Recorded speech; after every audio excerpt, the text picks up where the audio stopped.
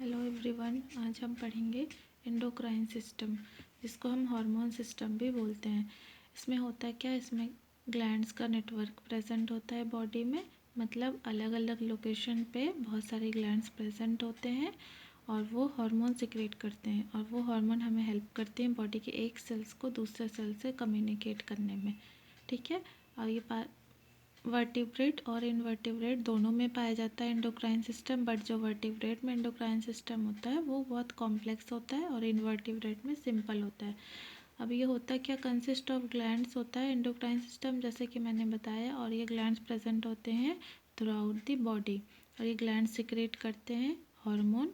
ये हार्मोन अपने target organ के रिसेप्टर पे जाके बाइंड करता है और अलग अलग फंक्शन परफॉर्म करता है, जैसे कि differentiation, growth, energy production, insulin production etcetera.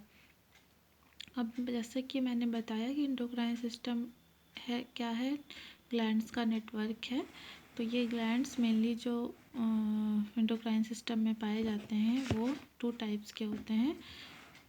Number 1 है एक्सोक्राइन ग्लैंड्स, नंबर 2 है एंडोक्राइन ग्लैंड्स।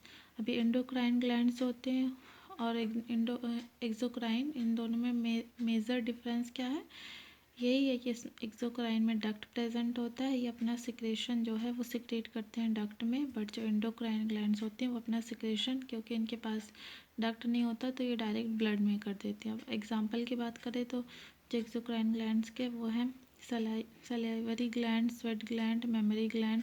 और एंडोक्राइन ग्लैंड्स के एग्जांपल की बात करें तो hypothalamus, pituitary, pineal, thyroid, parathyroid, thymus, pancreas, adrenal, testis, ovary. इन सारे ग्लैंड्स के बारे में, एंडोक्राइन ग्लैंड्स के बारे में हमें पढ़ना है, वो भी डिटेल में अपने आने वाले वीडियो में। आज मैं आपको सिर्फ एक्सोक्राइन और एंडोक्राइन का ओवरव्यू बताऊंगी, इसके बाद मैं डिटेल में बताऊंगी। एक्सोक्राइन ग्लैंड का एग्जाम्पल मैंने बताया, सलाइवरी ग्लैंड, ये क्या करती हैं, सिक्रेट करती हैं सलाइवा, जो कि वाटरी सब्सटेंस है, उसमें बहुत सारे इंपॉर्टेंट एंजाइम्स प्रेजेंट होते हैं जो हेल्प करते हैं हमारे फूड को ब्रेक डाउन करने में। ठीक है। अब ये सलिवरी ग्लैंड के 3 टाइप्स के होते हैं मेनली, पैराटिड, सब मैक्सिलरी, सबलिंगुअल।